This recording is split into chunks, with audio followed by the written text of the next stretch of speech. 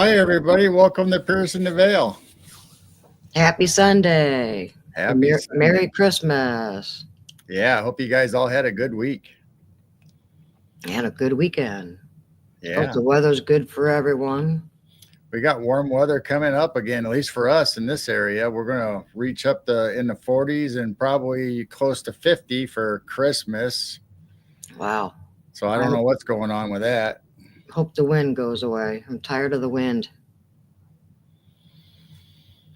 So, we Quite got, a few people popping in. yeah, I see that. We got Gary and Roger and Moon and Elaine in the UK. We got Gone Girl. We got Tammy, Blazer. And I said, Gary, there's Clay. Heidi Pop was in earlier. There's Daryl. Well, welcome in, everyone. Merry Christmas. There's Prospecting. Monica. All right. Welcome in, everyone. Yeah, thanks for coming. So tonight we have Cisco back with us to either talk about paranormal or ghost or maybe just Christmas stories. We don't really know where we're going to go with this. We're just going to have a nice chat, and wherever we end up, we end up. So, is there anything that you want to talk about? Yeah. Oh, If anyone goes over to Cisco, you all know that chat loves bacon. So, everyone, get your bacon ready because we're going to welcome in Cisco. And everyone in chat, just start throwing bacon out there because she loves bacon. yep. Throw some love out there and some bacon, and There we go. that's the Yep. best way to share it. Yep. Look at that. Cisco's throwing out the bacon. So you go into her chat, you just see bacon flying all over the place. All right. Well, on that note, let's welcome her in. Yeah, let's bring Cisco up and we'll get going. Hello, Hi, Cisco. everybody. Welcome. Hello. It's good Glad to be to have you. I'm telling you, I slid it, hit the chair, woo, here I am. Yeah, I've been thinking about this all day, and I love, thank you so much for inviting me on. Welcome, everybody in the chat. Hello, hello. If, I see some of my gatekeepers coming in here. Welcome, welcome. Take the bacon. Bacon is love on our channel. I don't know how that started, but, you get bacon. So every once in a while, if you request, we will throw broccoli at you. But so we're equal opportunity chat, but that's what it is. It's about love, and I think that's really kind of the theme for tonight with the stories I have lined up for you. So it's a little difficult when you're telling just experiences that happened to you. And right. Steve Stockton and I always joke about this. It's like we only got so many. You only got so many. But so if anybody in my chat has heard the stories before, absolutely, you more than likely have, because they happened to me. They really happened, and you can't really change it from that. But I think the last time I was here, I told you a little bit about some of the adventures of Gettysburg, and some seeing family members and people like that, and learning about it as I went. This has been, it'll be 62 in a couple of weeks, so I mean I can remember back being little.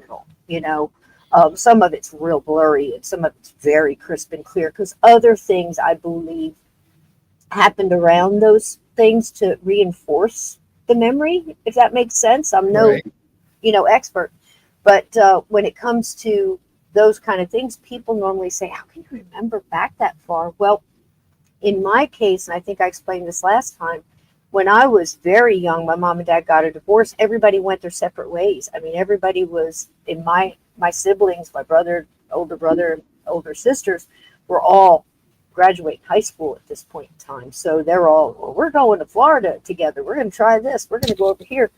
And my mom and I took off and we went to her job. So I think as a child, one day you're at this big long table and family dinner is 11 people, and the next day it's 2. I think you hold on to those memories a little tighter because you slowly start realizing that you're not seeing these people anymore. You're trying to put it together, what's going on in your life. And I think that makes you hold on to those memories a little bit stronger, a little bit tighter, if that makes any kind of sense. So Mhm. Steve and I were talking about that. He has memories of, very young, seeing ghosts clearly, and I have, all the ones from the farmhouse. I think I told you some of those before, but that's the main thing that, people say, well, do you have any other stories? I can only tell you what happened to me that, firsthand. Now, other people's stories, I'm full of them. But tonight I thought, I'm going to tell you a couple. There's about 3, and they all have to do with my main focus on my channel, which is getting people to understand ghosts were people too. And that, like Hans Holzer always said, I'm not afraid of ghosts. They're just people in need of help. That's how I look at it. And I thought, man, if I could get people to flip and understand the miracles, the love, the whole miracle, the whole thing that, energy doesn't die. We just change. Right. Right. Like boiling water turns to steam, that kind of thing. So And what do you think about the theory or the speculation that the dimensions and the past lives are right here next to us? We just can't see them. I think it's so interesting.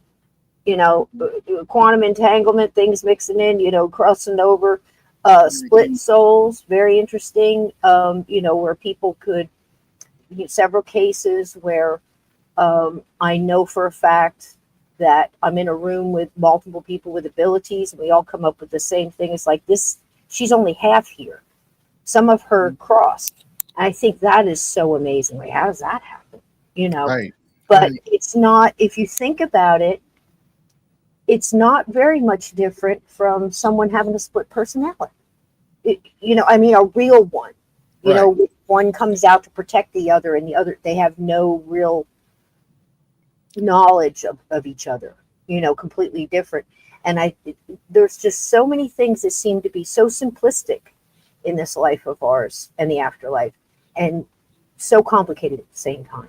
It's just Right. amazing thing. You can never quite put your finger on. It's like the bullseye keeps moving, Right. But the things that I feel confident in saying, or like I said, that energy continues on. I've had so many things in my life tell me that. And then you think of Christmas time, you think of all this craziness that's going on. Merry Christmas, Gary. And you think all these crazy things going on, and I like to give people an anchor, especially light workers. Light workers have it so hard, if you're a person that really wants to put more light in the world than to darken it. If you have any kind of abilities whatsoever, if it's your thing to go and fix everybody who's sad or help people, you know what I mean? Yep. Lots of different light workers. You could be empath, you could have ability, you have any combination of things, but almost you feel like your sole purpose on this earth is to help nature, to rebuild nature, to, spread kindness, Mhm. and that kind of thing. Now, does that mean light workers don't get mad? No. That's why I was so glad that when I started finding out about George Washington, he had his main struggle was his anger, and to keep composure, and to keep, to not make that choice to go in that direction, and try to find another way, stuff like that. So you're always going to have struggles. You're always going to have to, you're still going to stub your toe. You're still going to get angry. You're still going to want to get out and shake the person in the car that just took off. But it's about what you do, Right. So it doesn't mean those struggles stopped. Actually, they get worse because now you can really test it. You're getting that, you're earning that galvanized armor, Mhm. So, but if you know about a few things that in those hard times you can look back and go, all these stories can't be complete garbage. All of these stories of angels or miracles or sign from spirit or loved ones coming back to visit. And before I start tonight, I like to say, with your kind permission, to say to everybody, I need you to listen to these stories and let me put it this way, resist the feeling of saying to yourself, why don't I get a visit? Why doesn't this person that I care about come and visit me? Why doesn't that happen to me? And I'll tell you why. There's multiple reasons that could be true. The number one reason for that is usually it's not your time and your consciousness to have that happen. It always happens when you need it and when you're ready for it, when you're ready to understand it. Even if you don't get it at that moment, they know they're planting the seed and you'll get it later, if that makes sense. 2, by saying, why don't I get a miracle? Why don't I get this? Why does this happen? You're blocking it right away because you're negative and you're not in the right consciousness or vibration to receive it. That's why most of the time these things happen, we're not even thinking about it. It just happens at the right time, that kind of thing. It's awful sad too when people need help or they need, let's say, a wish to come true. You kind of block it when you're like, I need it now. Because now you've changed your vibration. Mm-hmm. So what I would suggest is meditate and whatever you're focused on, whatever grounds you, your prayers, your meditation, a mantra, songs, whatever it was. Excuse me. It's also divine timing. The ball just goes boop. But so I just don't want anybody to feel sad. These stories are not meant to make anybody feel sad, or why doesn't that happen to me, or why doesn't grandma come and visit me? Here's the thing, grandma's busy. They're doing things over there. School continues. But now we're the teachers when we go over there because everybody's looking, what did you do? What did you learn? What did you, how did you get through that? What was that like? Did you? So it's really exciting. Everybody, we're not just floating around on clouds playing violins and stuff, Mm-hmm. So that's the main thing. I personally believe that this is like a school. And one of the coolest things I've ever been told and I've been told a lot of wonderful things by very talented people with abilities, that if you can accept the idea of reincarnation, which I totally believe, I have more for it than against it. So I just go with it because it makes sense to me. And I definitely believe in soul groups where, you kind of come through with the same type of souls, and it might just be your boss one day, or it might be somebody that comes into your life for a couple of years. It doesn't have to be your tight family, if that makes sense. It's just a soul group that, comes back around this time. But if you decide that you're going to come back and you choose Earth, you're automatically a hero over there, because this is the worst place to reincarnate to. This is a very tough school. Does that make sense? Yep. That's why they say hell on earth. But you learn faster here because here there's so many. It's all about choices. There was a movie out, and I highly recommend it. Probably not for Christmas, probably wait for New Year. But it's called Nefarious. And it's all about possession, jumpers. It's very well done, though. I mean, it's scary, but it's not The Exorcist. It's different. And in there, when the demon who is in the prisoner and the guy that's in the room with him, he's evaluating whether or not he is fit, to be executed. Okay. That he has his mind together, because they're saying he's crazy and he has to evaluate that. So he's basically talking to this thing, and in and out. Sometimes it's him, sometimes it's what's in him. And when he says, how does one become oppressed and then you get possessed? He said, it's the little no's and the little yeses. Oh, yeah. They all count. And if you go on the other side, and those spirits that have come over to give us messages, they say the same thing. We're accountable for all of that. So if any of those times you're at those crossroads where you could choose this or that. Now, here's a kicker that gets you. The ones that really seem to press and make an impact on the other side, when you see all this, that you had choices, the ones that hurt the most are the chances you were given to help or to make something better, and you didn't. So it might have been as small as you could have helped the lady with the heavy bags and the groceries or whatever into the car, or help her load something, or him, or whatever, and you chose, nah, I'm too busy. Boom. All of that. So imagine what the big ones weigh. See what I'm saying? Yep. So a lot of a couple of the stories I'm going to tell you tonight, I think that kind of lean towards that. And it's not, none of this happened to me because of anything that I did good or anything like that. I just think it was the time that it was the right timing. It always seems to be timing. And well, here's the first one. You ready for the first one? Do you have any questions about that? Does that make sense to you? I know I'm all over the place, but the Yeah, main we talk about soul groups or soul families all the time. We talk about walk-ins. Oh, yeah. I mean, we're always talking about dimensions, whether, everything's happening right now, but we just can't see through the Right. veil or the other side yet. I mean, Mhm. I'm assuming that that's coming soon, that the like veil's right getting thin and more people are starting to see things, whether it's cryptids or whether it's ghosts, paranormal. Mhm. Yeah, because years ago I did not believe in reincarnation. Then listening to little kids' stories and this and that, you just go, okay, something's going on. thought. Well, now recently I'm kind of swapping around, thinking, well, it probably wasn't actually past. Are we in a multiverse that we're living a bunch of lives at the same time? Big. Because I've had weird dreams that it's me and Carol, it's this house, but it's slightly different. Or we're doing something that I know we didn't do. And I'm thinking, parallel world, multiverse. I mean, you just can't explain it. So that's where I'm kind of at is, it may not be past lives, but we're living it right now. And are we going over there when we're dreaming? Yeah. And are they coming over here and visiting us while they're dreaming? I think So that's there's so many possible. possibilities. I think that's possible. Mhm. And I'm open to a lot of that. The Yeah. only time that I'll stop and I'll say, yeah, it doesn't make any sense to me. And then Right. here's one.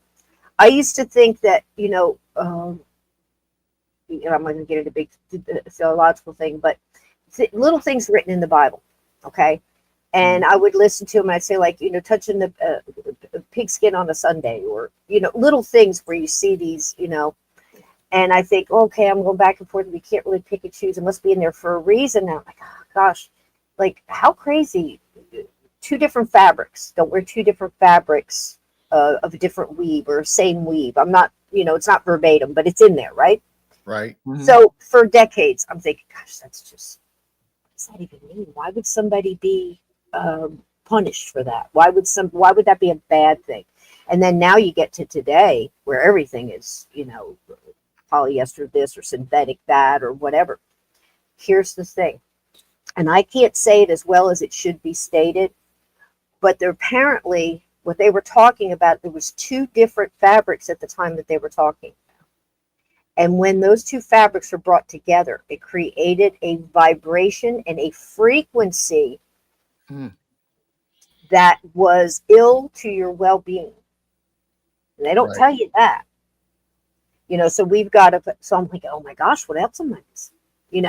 It's like, but it made sense later when I started learning about vibrations and frequencies and fear frequencies and stuff like that. So if it doesn't make sense now, put it in your pocket or your Rolodex, put it on the shelf, because when your consciousness changes and you're ready to understand, all of a sudden things start snapping into place. You go, wow, I had no idea. I had no idea. And I think last time I was here, let me tell you the power of love. If we don't know. So I think last time I was here, I told you a little Gettysburg story about the gift I was given by Spirit. I was Yes. given the cross that I wear around my neck. Right. You guys missed it. You need to go back and watch that show because that is a good story. So there it is right there, still wearing it, right? It's a good story. It's in my book too. The very same trip, I think it was the next day. There is a part in Gettysburg called the Wheat Field, which was a horrible, well, they're all battles are horrible, but this was really, really terrible. If you ever stand there, it's next to the peach orchard. I have no idea how big this field is now or what was then. You got to get back to a historian on that. I won't get the facts right on that. But I'm standing in half of this field. Now the field is broke up. Hello, Long Island Bigfoot. The field is broke up by a road. So I imagine at the time it was probably just a carriage road or no road at all. It was just a large field. At the time they fought this, I believe the wheat was way high. I mean, it was hard enough to get through. So obviously, the Union and the Confederate met on this field in hand-to-hand close contact battles. Okay. Cannon fought, was blowing all morning and everything else, and the cannonballs are going everywhere. Now there's farms, all right. There's big peach orchard and lots of working farms that were there on the day, July.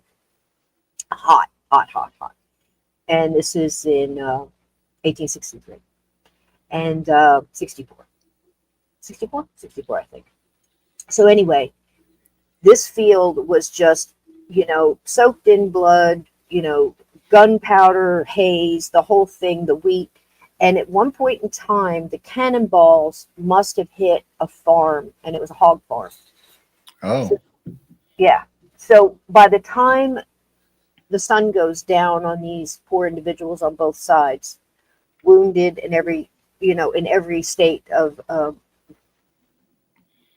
wounded you can imagine, okay? They start moving off to the sides, which is what always happened when it starts to get dark. They always stopped at night, which is odd, but they couldn't see, think about it. right. So while they pulled off to their sides, all their wounded mixed in the middle. They're hollering, they're yelling, they can't get help to them. It's just a horrible, horrible thing to think about, that you have to sit there and listen to your buddies yelling for help. You can't help them. Then it got worse because the hogs got loose. And now Oh, the hogs are hitting the wounded. I mean, it's just a horrible, horrible night. Okay.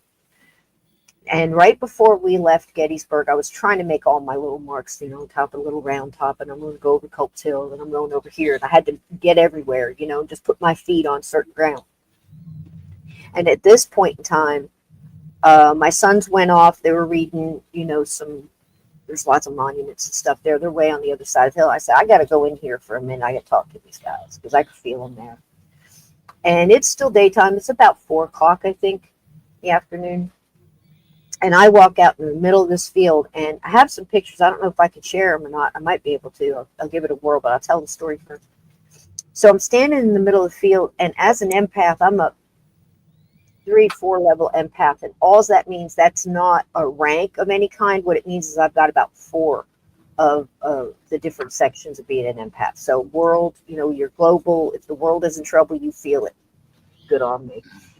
Animals, nature is in trouble, wildfires, things like that. I feel their fear, right. and people, around me, there's certain places Steve and I talk about all the time. We can't go in. Diners are hard for me. You have to walk past all these people at the booths and stuff. I don't know why, but it just resonates in places like that. So I can feel this, and it's like a weight on my center, just heavy.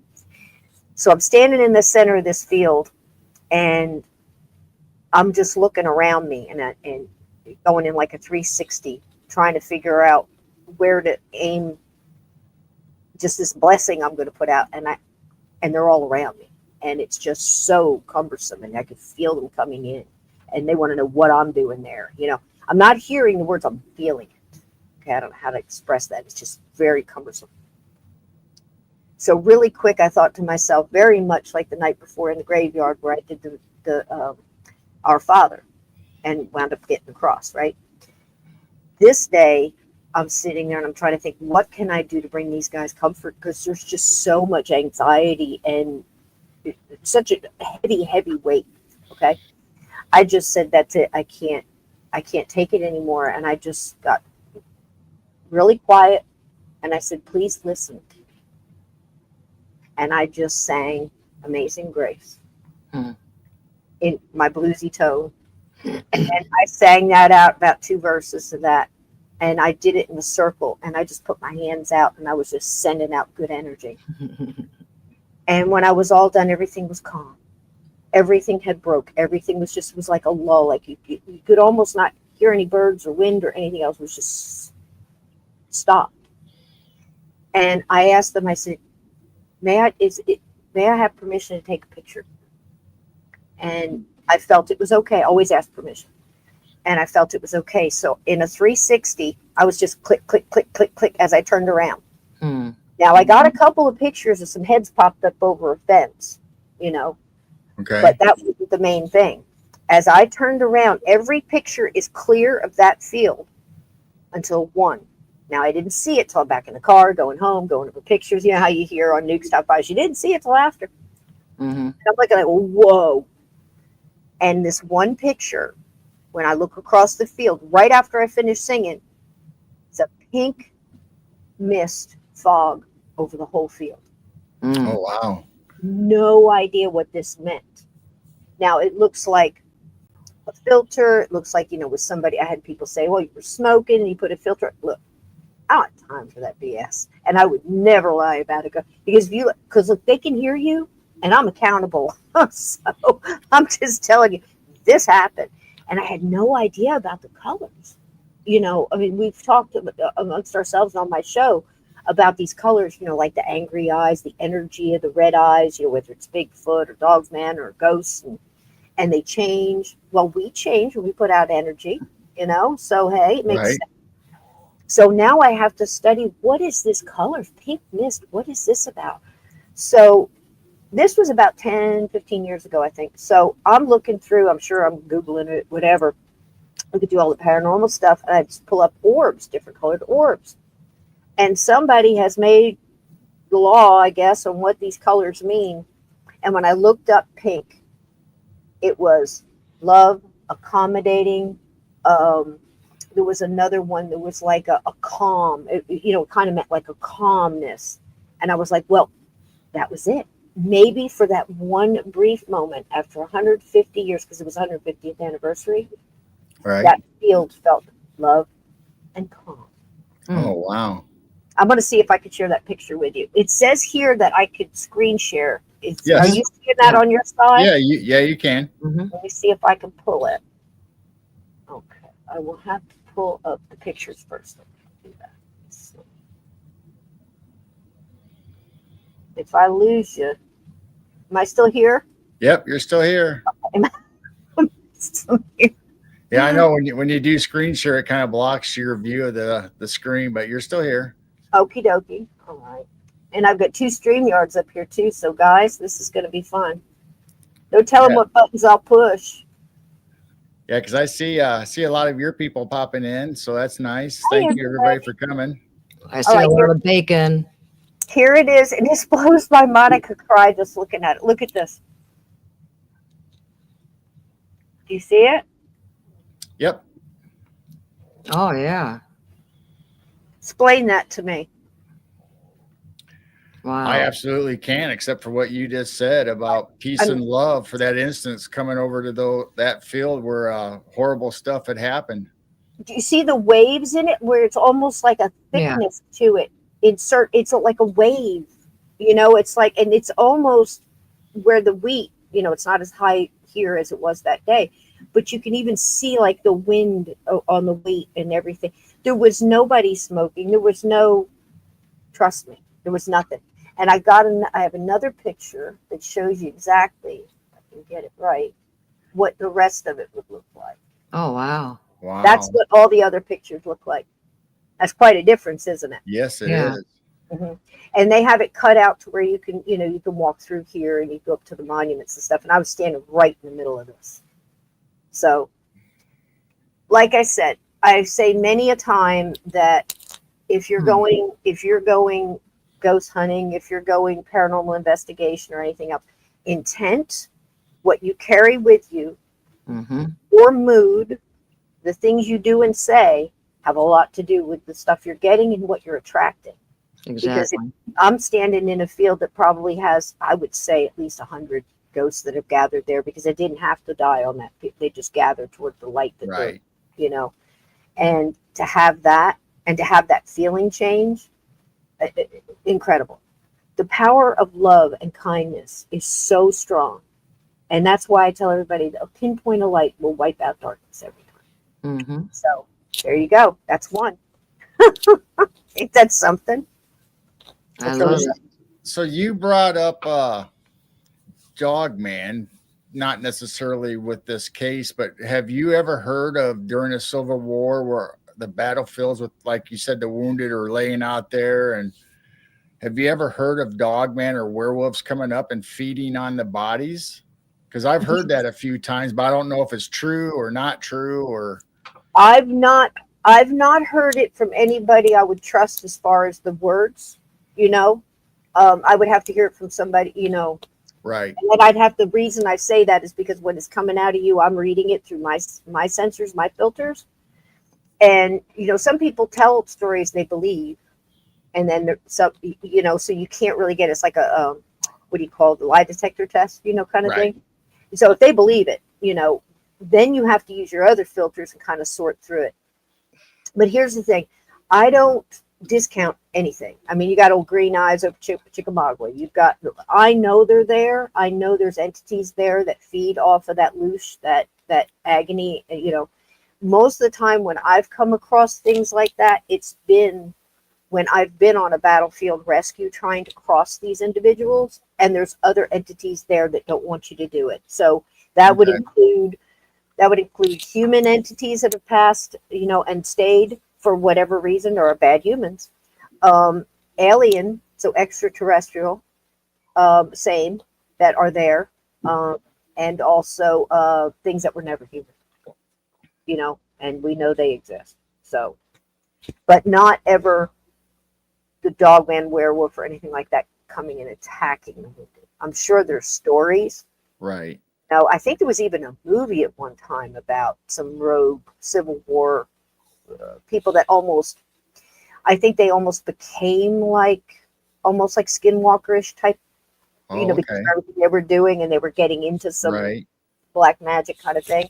But I don't know the truth behind that. I just didn't know, since you were an empath and you were there, and I didn't know if you got that feeling or anything came to you about something besides just the war, the horribleness of the war, of the battle. But then you have that on top of it. If it's true, that would be horrible too. Mhm. Well, the horrible part is too, is they're fighting you to keep you from crossing these individuals. They don't want their suffering to stop. But then again, you've got different types of ghosts there. So not all the ghosts there are going through that death state over and over and over again.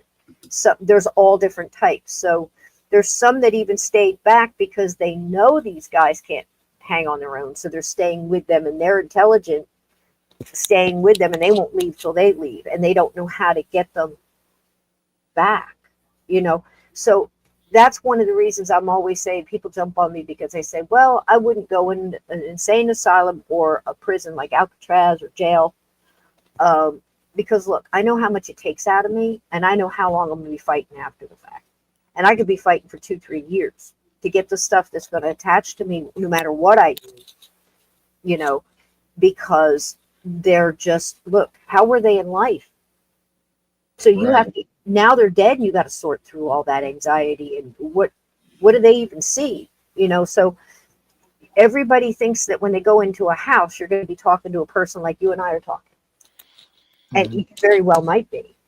But what if that person was, pardon my language, batshit crazy when they died? They're not going to change because they're dead. They haven't crossed over to work through all that. So they're still in that state. Now they've got anxiety, and they're, that's a lot. And now you're walking on a battlefield with 100 and something, and now you're Right. sorting them all your intelligent ghosts over here in this thing. Everybody who doesn't know they're dead, get over here. Everybody over here, this just keeps going through a loop. Let's work on you over. It's like you almost want to go in there with like a Scooby-Doo gang, that everybody's got a specialty, Yep. and in some cases, I've done that type of thing. I've been on battlefields where I've walked in there, and although they realize, because some of them will almost, they must read your intent and everything else, and whether you're lying and telling the truth. I mean, I walked in, and they right away, they knew I was ex-military, even though back then a woman, there was some that, hid, or, and jumped in to be Right. with their husband's or brother, or just to fight. But for the most part, women didn't even wear pants, so there's a lot to go through. There's a lot to unpack for them on that. But some of them just seem to know. And, you've got that in other things too. With the telepathic, it's like how much they know about me. That's the creepy part. It's like you really can't hide it. So I think Yeah, that's why people that are acting provoking or acting like maybe in there for the wrong reasons, aren't getting, very much. And when you walk into a place like that, or even a haunted house, or whatever the deal is, you don't know how strong that entity is that you're dealing with. I mean, Mhm. you may think that you have the most ability, for empath, for channeling, for whatever you have, but you don't know how strong or how long that other entity's been there and the source of their power. Mhm. And also what they can do and what they know they can do, because some of them just work on one thing, and maybe that's it. That's why they're repeating it. We can open and bang cabinet doors. That I've learned how to do that. Well, it may not even occur to them to, well, can you turn the lights on and off, or can you whatever? They might not know any of that. It's like I often bring up the movie Ghost, because Patrick Swayze, the way they did, somebody knew what they were doing when they made that movie, because Mhm. it took him to work that penny up, or he Mhm. was on the subway trying to learn to kick the can. He's like, you're trying too much, you're thinking about it too much, you're doing, all these things, until he got it. That happens to a lot of ghosts. So, and I think it also bothers them a lot when, they, knock on the table 3 times, whatever, or we'll do this if you, I don't do stuff like that. I just think that's so mean. And I'm not putting anybody down who does it, because if you don't know, you don't know. But think about this, how much energy it takes them to manifest that knock, knock, knock. Now they got, oh my gosh, I got somebody listening to me. You can hear me. You can, oh my gosh, I might get help. And then they get so excited looking at and then they leave. I can't imagine anything sadder. Or promising, we'll get you candy if you, do this. And then they just leave. And Right. after a while of that kind of thing, I can imagine how devastating it must be. This was a person, you know, and, I've seen people, flip out of Walmart because the line's too long. Can you imagine what a ghost is going through after 150 something years? I Right. mean, it just breaks Mhm. my heart to think about this. And then I think about, what if it's somebody you know? You know, wouldn't you want somebody to go in there and help that person? I had a medium, more than one, think that they were going to slap at me. And they go on broad, honey. But come in and say, I think it's just arrogant for, people to go in there and force ghosts to leave. And I'm like, whoa, I never said I forced anybody. I go in there and I have a conversation with them. We figure out where they're coming from, what they need, what their free choices are. By the time I'm out of there, they know all their options and they can do whatever they want. It's free will. That's how they got there in the first place. But hopefully I planted a seed of light and love to connect them into that. Now they're making a choice. Look, if you don't want to cross over because your ex-wife is over there, let me tell you something. All that's settled. None of that. It's not a problem. Yeah, she knows about the mistresses. And guess what? She did things too. But if you're in that soul group, here's the kicker. And I love this part. If you're in the soul group and you believe in that, and then you all got together and you did a contract, like, oh, because you get excited when you're over there. It's like you're all full of beans. It's like, oh, give me this, and oh, give me one of those. I can handle that. And this time I can do it better. And give me that, and give me all this bad stuff that's going to happen to me, because we only learn when we go through heavy stuff, right? Think about it. So we pick Right. up on that. And then we get over here and we forget that we picked it. We forgot that we got with the group and we made a deal that, you're going to do this to me. It's going to be horrible, but I'm going to forgive you because we're doing it to learn. And it's going to be great. Like we're going to go put on a play. And I think over there it kind of seems that way here. But here, when you're stubbing your toe and you're breaking your leg and you're breaking your heart and you're sick and things are hard, you can't pay the bills, you go, what did I pick this for?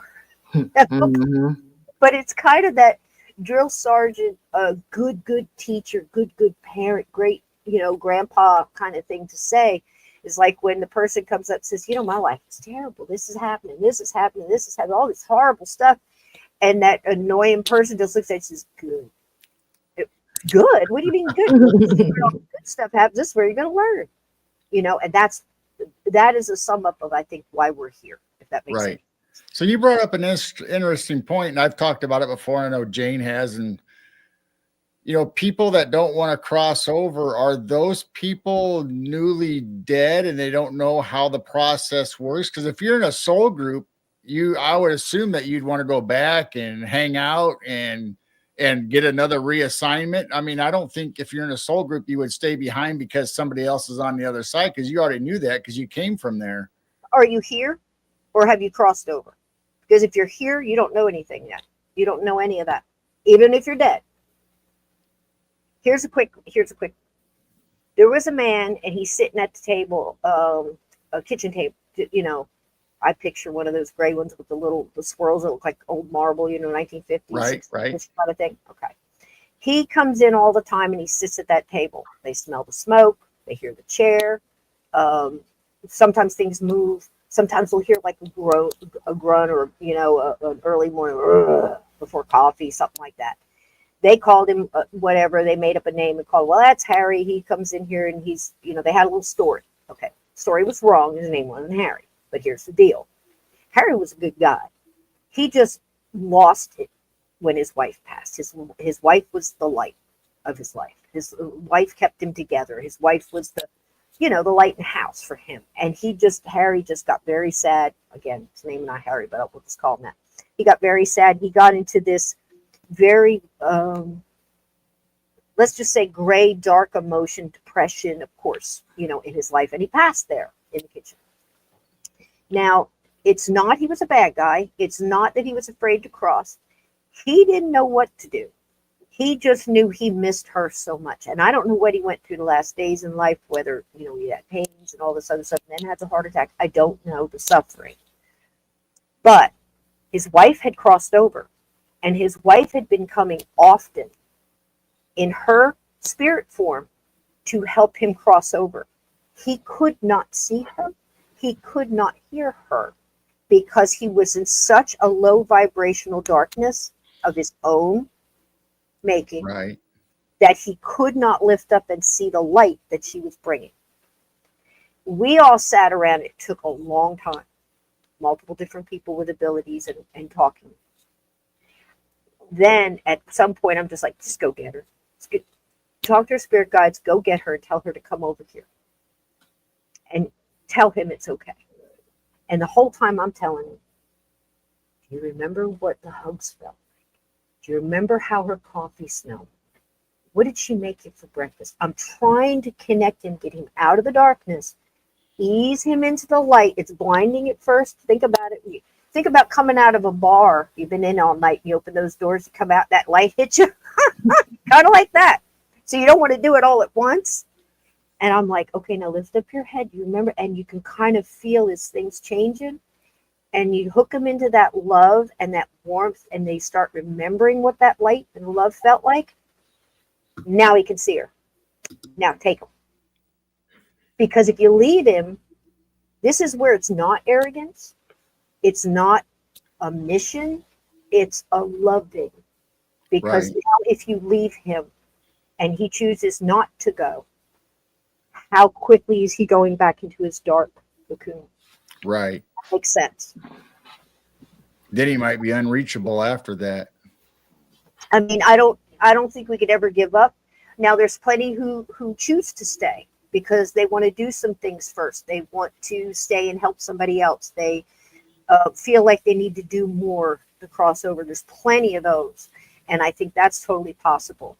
But I think that kind of shows you a little bit about, it's not that we forget. It's not that we don't know. We just forget that we know. Because think, if we were born into this world with all of the knowledge that we're bringing from over there, what a cheater that would be. Because now you've already read the ending to the book of the mystery, and Right. I think that's the reason. It doesn't seem fair, but it seems like these kids that are being reincarnated, they seem to have quite a bit of memory up to about 8 or 9 years old. Mm-hmm. My son had that with the Titanic. I had it with war. I used to wake up 6, 7 years old and tell my mom I had these horrible dreams and describe I had great big man hands and they're covered in blood and I'm standing in blood. Can you imagine how horrified my mother was? If it had been now instead of the 60s, I would have been on so many medications. Mm-hmm. Right. I was lucid dreaming of past life memories. And I only found that out by going through so many different, people with abilities, because we can't do it for ourselves. We're too emotionally connected. That makes sense? Yep. Oh yeah. Yeah. And when I realized that one, boy, that was a light that went off. I went, oh, okay, that makes sense. Because we start putting our own personal stuff into it, and now you're just messing up everything. You have to have somebody else do it for you.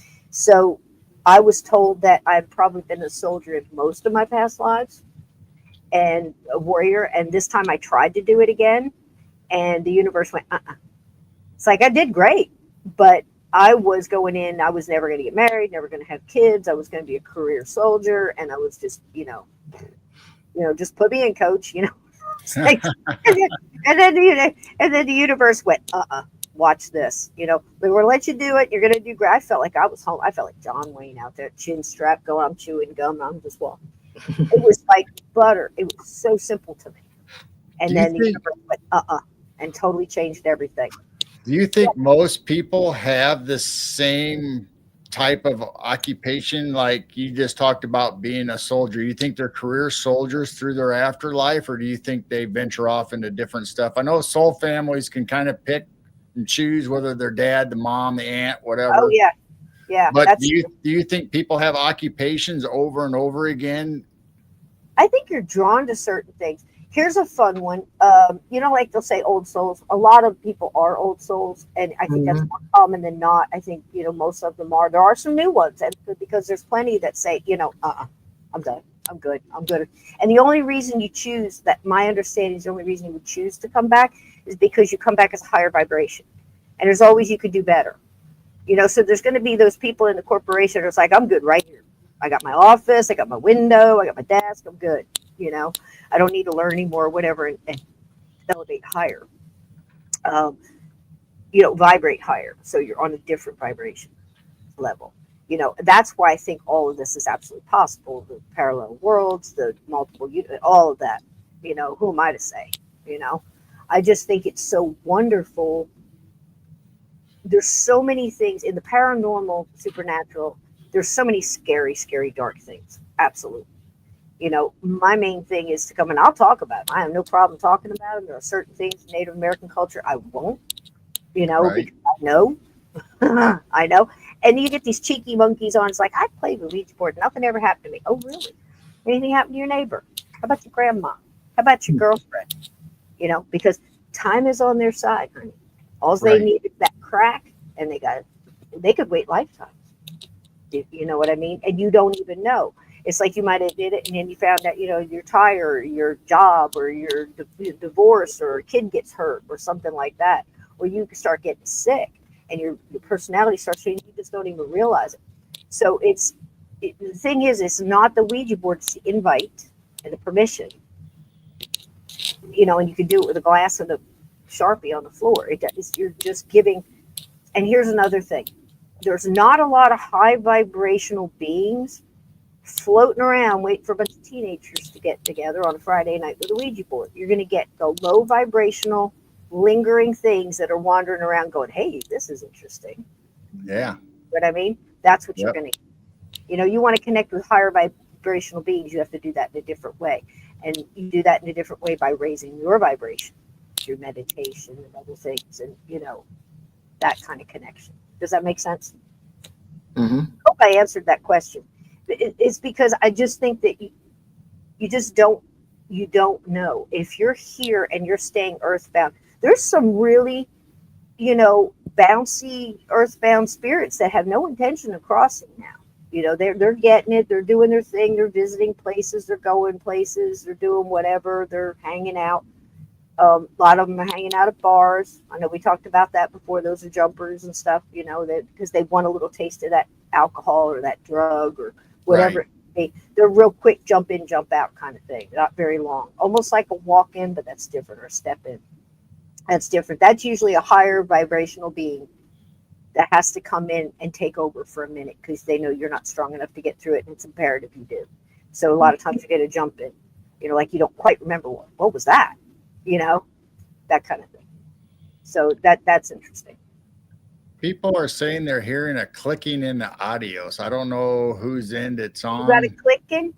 Yeah. I'm not moving, so I don't think I have anything open that would do that. now Let I me don't hear it. I don't hear it now. Okay. Maybe it was something open. Close a couple tabs here. Maybe somebody's munching on bacon too loud. Maybe it's somebody trying to talk to us. Could be. Here's one for people. Christmas angels. I think we think about those a lot. But look, angels are here all the time. There's good ones and bad ones. We all know about the fallen angels. They were all angels. and I'm no expert on it. So I'm using the word angel because look, spirit guides could be anything. It could be animals. It could be, people that have passed over, that were human. It could be ascended beings that were never human. There's multiple spirit guides, and we all say about the guardian angel. We're all born with angels. Nobody comes in alone. Nobody leaves alone. It's just the way it is. We're all assigned. And your spirit guides also change throughout life. You might have one or two that come in with you with your soul when you're born, but they add in and others step in certain times of your life. So experts, like we're going to come in and hang with you at this time to get through whatever this is. So, hey, you married a crackhead. We're going to ride with you on that, because this is going to be as much for you as it is for them, and everybody included in that. It could be a neighbor, it could be a postman. Everybody is included. You'd be surprised how much your pebble dropped in the lake ripples out. So that's very important to keep in mind. So, my son, I got that call. We're all only one phone call from our knees. Trust that. Life is precious. And I got a phone call at 1:00 in the morning from a police officer in Alabama. I was in New Jersey. And it was a horrible call. And my son was in a horrible wreck, my adult son, in Alabama. And we had that discussion, and he's talking to me. I know it's not good. He's doing a very good job not telling me that, but I know it's not good. So fast forward, I find a way. I don't even remember how I got on the plane. I went out, 2 different planes, and I got there. I was there within maybe 22 hours of the accident. And incredible. He was so crushed. He had hit a parked concrete truck going to help a young mom and her 2 kids that broke down in a bad neighborhood. And he was asleep. He got the phone call. He was a manager, and it was one of his employees, and she didn't know who else to call. And he was like panicked to get to her. He turned the corner where earlier there had been nothing there, but they're doing night construction and no lights on, no nothing. Mm. And bam, he was doing about 80. It's a concrete truck. It's in a Jeep Cherokee. And jaws of life, the whole thing. He was completely crushed. He had no face. His head, the whole side of his body, all kinds of things sticking in and out of it. Mm. So by the time I got to ICU, I'm talking to people the whole way on the trip. Just get me there, just get me there, just get me. I'm not walking alone. I got this. We got this. Whatever. We got this. Because I know he's learning too. He was a fast tracker, my kids. Fast trackers are people that come in and try a lot of things all at once because we're in a big hurry. Your soul's in a big hurry. We're doing it all. That's your fast tracker. So I had 2 of them. So anyway, I get there, and nobody had been there, in and out. I mean, it's just that side of the family. So I walk in. Before I walk in the door, I say my little mantra. I'm like, walk in with me. Here we go. Right away, love, love, love. Like I said, head and face. So you go in there, you walk in love and light, pure. I walked in singing his favorite song. Music, telling you. Walked through, the nurses are looking at me, and I'm touching him, and the parts that weren't hurt, I'm showing him I'm there. His heart rate goes back down. I'm watching the monitors. And I'm like, ladies, I got it from here. Just keep doing what you're doing. This bitch ain't leaving. I slept with him on the floor 38 days in ICU. Okay. Mm. So this first day, I'm reading to him. We're doing all the things, and he responded. They told me he wouldn't. He did. So tell me what he's going to do. God's got something else in mind here. So I'm talking to him. I'm loving him through it. So you have to leave an ICU when the nurses change shift. It's like 6:30 in the morning, 6:30 at night. You got 20 minutes in there where you can run and pee, grab a biscuit, whatever, and get back in there, because I did not leave him alone, not really. That's the only time I would leave, when I had to, shift change. So I would go downstairs, 14th floor, whatever it was, go downstairs, go out front, go across the street, smoke a cigarette, make my phone calls, check in with people. So I was always joking with him and laughter is a best medicine. So that's just how we are. And he's basically in a chemical coma, and they told me he couldn't hear me. Bull. Don't ever believe that. They hear you. They hear you. And they feel you. So before I left, I always told him, I'm walking out of here. I will be gone 10 minutes. I am not leaving. I won't ever leave you. You have to reassure them that they're not alone. Okay. And I said, I just 10 minutes and I'll be right back. And, and your nurse, and I gave them names and, said the names of the nurses that were there so he would know who was in the room. And you could see little ticks, like the little part that could move on his mouth would move up, like he'd try to smile or he'd try to squeeze my hand. And I said, you hear me? And he'd do this. And I'm like, okay. And I said, look, I'm not leaving you alone either. I said, there are so many of your loved ones I feel around you, and your angels are amazing. I can feel them. I said, the love in this room is astounding. So I know I'm not leaving you alone. Now I said, I don't think your main guardian angels are here. They're in a bar in Jamaica having some well-earned margaritas right now, going, that young man. Oh my God. Having a nice laugh. And his little mouth went up. And I said, but I'm telling you, your grandmother's here, both of them. And I said, Archangel Michael is standing right there. I feel him. I said, so you're in good hands. I'll be right back. And I ran downstairs. The elevators go downstairs. Now, this is where it starts. Go across the street. I'm smoking a cigarette. I'm talking to my friend Mario. Mario is very concerned. He's still in New Jersey and wants to know how things are going. So I took a picture. Let me see if I can do this again without messing stuff up. Okay. This right. So here. So I took a picture and I said, well, the hospital is really beautiful. This happens to be Huntsville Hospital, Huntsville, Alabama. Wonderful hospital. It's a trauma hospital. They flew him in a helicopter over 4 hospitals to get him here. I don't think he'd be here if he wasn't. This is an amazing hospital. Everybody in here was amazing. Those I didn't fire were absolutely amazing. And I have no problem doing that either. Get out, give me another one. Nope. So, and you can do that, folks. So I'm across the street and I'm talking to my friend Mario, and he says, well, is the hospital nice? And I'm like, yeah, let me take a picture and I'll show you. So I took 3 pictures and I was on the phone with him. And I don't see him yet. 1 second. I think I can get it. Okay. Now it should pop up. So that's the hospital. So as you can see, I'm across the street. Okay. Beautiful hospital, waterfall. These just lovely people. Okay. So when I walk across the street, do you see this little red sign that says wrong way? And then it's got another sign above it. Yeah. Right to the left. And you see that little curve that does like a kind of a U thing. Well, these are crepe myrtle bushes. This is Alabama in July. So all the crepe myrtle was blooming. You'll see in a minute that they've got pink flowers on them. If anybody knows what a crepe myrtle is, they kind of almost look like a group of grapes. These beautiful flowers. So right above these crepe myrtle trees, you'll see 2 windows.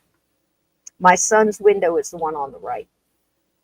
So I hung up the phone and I said, well, I'll get you a couple pictures. I said, I can't get you pictures of the room because I would not take pictures of my son in that room I would never do that to somebody.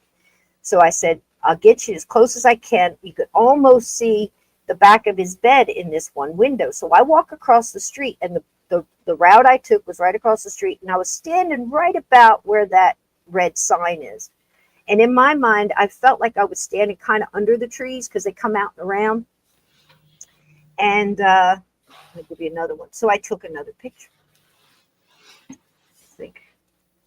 Yeah. So you can see to the right, that's his window. All right. Okay. Now, as I take the picture, I'm like, I'm going to see if I can get a little bit closer up. You know how like I'm on your phone, so I just kind of did this on my phone. And I said to myself, I can't get him in there, but I can get him as close as I can. So I kind of focused on that right-hand window. And I said to myself out loud, which I do all the time, I said, I wish I could really show him the room and what's in there. but this is as close as I could get. You know, this will have to do. I said something along those lines. Right. So I did a little bit more of a close up and took the picture. And when I took the next picture, I felt something hit my back. Now this is approximately 6 p.m. ish, you know, Alabama, like I said, July. The sun is behind me. No, it's off to the right. I don't even see it anymore. It's just starting to go down. But as you can see, it's very light. There's not a lot of reflection things going on in this window. But when I took the picture, I felt like something fell from my hand, but I didn't have anything in my hand. I just had the phone. And something hit me in the back. And it was cold. And it felt kind of wet. I actually thought a pigeon crapped on me. But then I thought, no, I'm under the crepe myrtle. Maybe a flower fell off. You know how flowers can feel cold and wet at first when they touch you? That was the thing that was going through my mind. But it kind of went down my shirt. I was wearing kind of like a hippy dippy blousey kind of shirt. And I thought maybe it went down my back. So when I stood up, because I bent down to pick up something I didn't drop, I stood up and it fell and I heard it hit. And it sounded like a coin. Like, I don't have any money on me. I have money in my, you know, well, who knows? I'll pick up that quarter. And right before I bent down to pick up the quarter, because I'm so weird, I said, okay, somebody's throwing quarters at me up there. There's nothing above me. Nothing, complete blue Alabama sky. I'm not completely under the tree. Because when I look up, I'm like, well, that wasn't a flower. And that's, you know, I wouldn't see the quarter. And I said, listen, angels. I said, if this is his birth date on this quarter, you're going to have to call the ambulance, come out of this hospital because I'm going to get away. And I just kind of laughed like silly goose, you know. And I bent down to pick up. It was ice cold. Ice cold. And I thought, because I thought it literally like was stuck in my, you know how like you put something on and you got something stuck in your bra or, you know, in your shirt or something, it falls out after the fact or your pocket, you know. But it was cold. If it was been on me, it would have been warm. You see what I mean? Just for Pete's sake. This thing is ice cold. So when I touched it and I flipped it over and I looked at the date, his birthday is 93. It was a 95. And I said, well, that's darn close. I guess you got as close as you could at short notice. And I laughed. I stuck it in my pocket and I said, I'm going to have a story later. This is silly. You know, I go inside. I go in ICU and you have to sit and you have to wait. You can go back in and show your license and all that. So I'm waiting. And as I'm waiting, I'm going through the pictures because I'm going to send them to Mario, the ones I just took. And I was floored. Not only did a quarter come out of nowhere, you know, yeah, it could have fell out of the plane. Pilots, what do I know? Ice cold. Nobody threw it at me. It came down, hit me on the top of the shoulder. It's got 1995 on it, which is just 2 years from his date, you know, from his birthday. And I'm up there and I'm looking at these pictures. And the picture, when I got hit with that quarter that I took, was this one. Oop, not that one. It's this one. Oh, wow. Oh, wow. That was his window. With no sun, no lights. You saw there was no lights there. What do you see?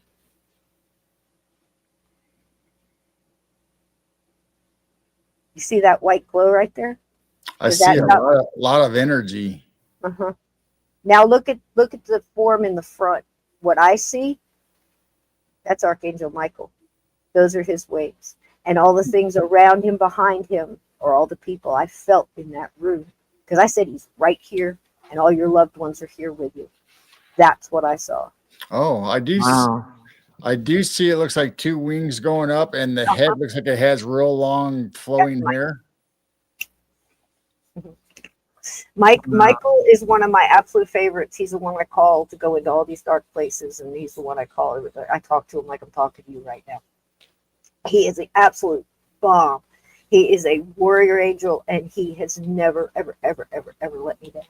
And I think this was just something to give us both strength to get through, because there was no reflection. There is no reason other than paranormal, supernatural, metaphysical for this to happen.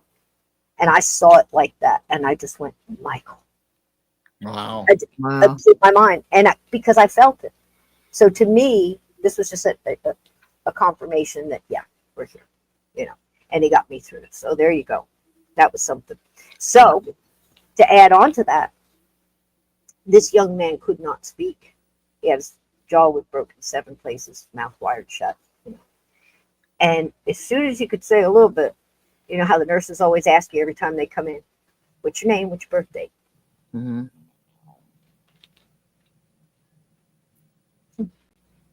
Brain injury, bad brain. He's fine now. He's fine. He's a miracle. He's absolutely fine. He's driving. He just passed.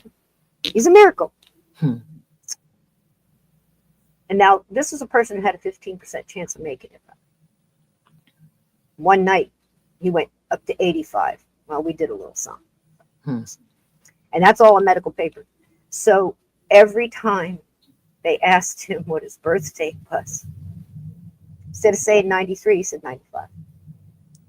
Every time, I hand to God, every time they asked him, even when they told him, no, what is it? It's, you know, because they'll give him a little, you know, no, it's not 95. It's a, why do I keep saying that? I'm like, honey, I know why you're saying it. That's your angels telling me they're still here. The only time he said it correct, and he was in there almost 2 months. The only time he said it right was the last time they asked him before they put him in the wheelchair to take him out. He looked up and he said 93. Wow. Every other time he said 95. There's your story. Oh my gosh. Wow. That's amazing. It is. It's amazing. All credit goes to God and the angels and his loved ones and everything else. But I'll tell you, you got to be a vessel for him. You got to be willing to do this stuff. You got to be willing to push forward.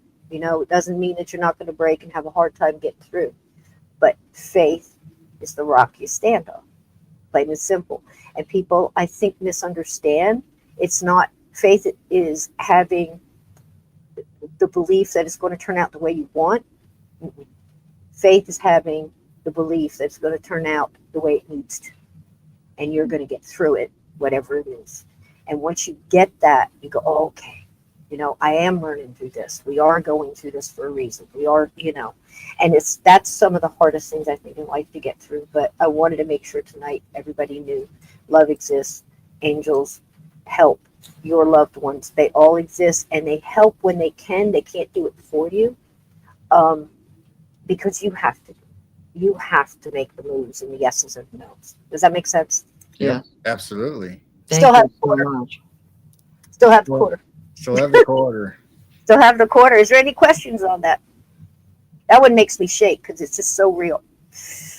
Yeah, I Yeah. haven't seen any questions in chat, but I do have a question. Do you have a show scheduled for 8 o'clock Eastern and everybody's waiting for you? Oh my gosh, I do. That's what you're talking about. I went and checked and it says, yeah, you have one scheduled and you're like 12. Oh my gosh, and I'm just rambling on Ted here. said Guys. you're late. Yeah, Ted said you're late to your own Ted, show. I'm sorry, And I'm like, baby.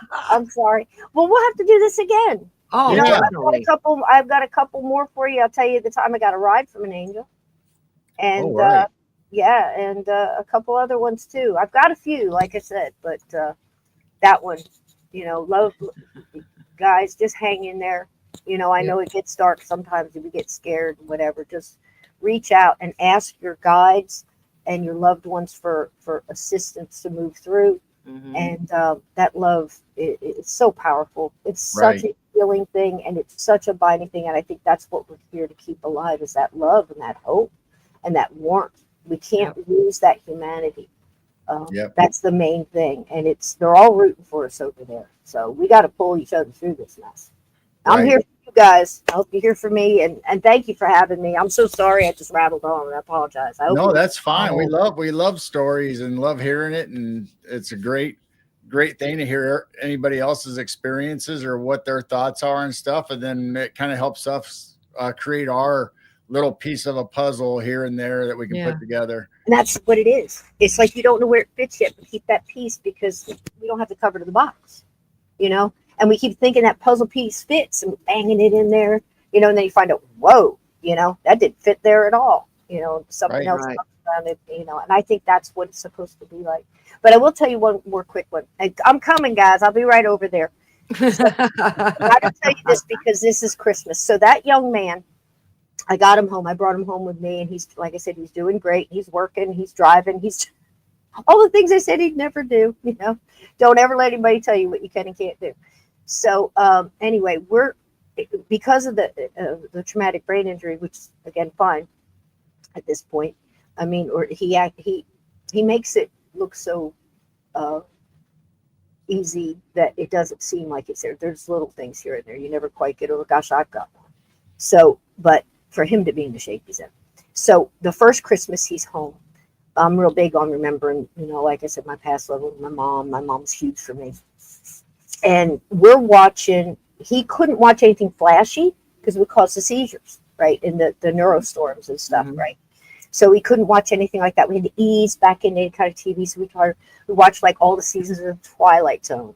I introduced him to old movies like 12 Angry Men and stuff like that, old black and white, where it didn't have all the flashy stuff. So he got to see a lot of great movies like Harvey and some of these other movies. So we were watching Harvey. It was Christmas time, and we were sitting there untangling lights or doing whatever we were doing, sitting on the couch. And after the movie, I think Turner Classics or something, they have little snippets in between, like an intermission, where they have they'll show you a clip of something, the past Christmas movie or something like that to highlight. This one happened to be from The Great Caruso. It was Mario Alonso singing Ave Maria, which is absolutely gorgeous if you've never. It's sung by Mario Alonso. And that was one that came on all the time when I was a kid. My mom would just stop. That was her favorite singer and her favorite song. So as we're sitting on the couch, I'm kind of telling him, I've got it pulled up to where I can tell the words because he's singing in Latin, what they mean, so he could make a connection. I'm telling him, this is your Grandma Peggy's favorite song. She loved him so much, and we're listening to the words. It's so beautiful. And it finished. We watched the next movie, and we moved on. At this point in time, at this Christmas, I was helping a gallery that had some of my jewelry and stuff that she was doing a big Christmas Victorian thing. So she wanted to have a Victorian seance with a medium that, that can pull that off and do it Victorian with the whole getup and the whole thing. And you have to have a special person that can handle all that, right? And orchestrate it well. She got the flu. Well, what do you do when your medium gets the flu right before, Christmas Victorian seance? You got to find another one. So I put my feelers out. I told everybody, look, I need this, particular type. And they said, okay, great. So I had about 3 or 4 people call me, and we were writing down everything. And this one lady called me, never talked to her before. She was sent to me from a friend. I'm on the phone with her.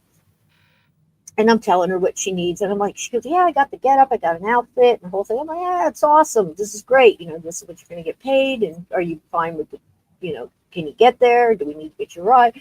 She's like, we're knocking out the particulars. She says, Cisco, she goes, I got to stop you a second. I said, what's up? And she said, I got a lady here. And she's not going to leave me alone until let me finish this phone call until I present her. Is that okay with you? And I'm like, I lean back on the counter and I'm like, let her in. She ain't going to quit. That's my mom. Because she's got this like direct link to me, she's wonderful. And I'm just, I'm kind of smiling. I figured it was her. Could have been other people. So I didn't say anything. And I normally don't when this happens. I just, nope, yes, no, because I, again, don't know the lady. So she says, yeah, she said, I'm kind of getting a mother connection here, or an aunt or an older sister. I'm like, okay, yep. And she's going, this and this. She said a couple other things. I was like, yep, that'd be my mom. And she said, was she religious? And I kind of, really religious, deep faith, very spiritual, but I wouldn't say religious. Why? She said, I'm getting religious. I said, tell me why you're getting religious. She said, because she's singing to me. I said, what is she singing? She said, Ave Maria. Oh, my. And I just said, excuse me? And she said, Ave, yeah, she's good too. And I'm like, yeah, she was. She's a good singer. And she said, as soon as she said, she could, I said, she saw me get it. She says, yep. She's smiling. She stopped singing now. And I said, what else is she saying? She goes, I was there when we were on the couch. Tell her Merry Christmas. Okay. And then in that moment, I just felt this whoosh of warmth, like something warm went right through my core and out my back, and then kind of up and out through my fingertips. I mean, it just was like, Wow. Radiated, right? and I Wow. went, whoa. And I just was like instant tears. I mean, it was just the biggest, overwhelming feeling of love and warmth. Just, I can't even describe it. And the lady on the phone still got the phone. And I didn't say anything. And she said, now she's laughing. She says she just gave you a hug. And I'm like, she sure. Hmm. Merry Wow. Christmas, everybody. Wow. Love lives on. Be good humans. I love you all. All right. We love you too. Love you. See you on the other side, guys. All right. All On my right. Yeah. side, not that side yet. Enjoy your bacon. Merry Christmas, my friends. Have a good Merry one. Christmas. Merry Christmas. Good night, Thank you. everybody.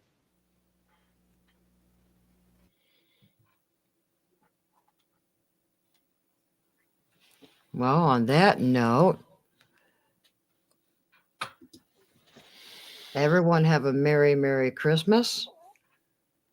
Yeah. And we might be on Christmas night. We don't know. We probably might do will. a We'll night out we'll loud probably pop Christmas on night. anyway because that's our normal Yeah.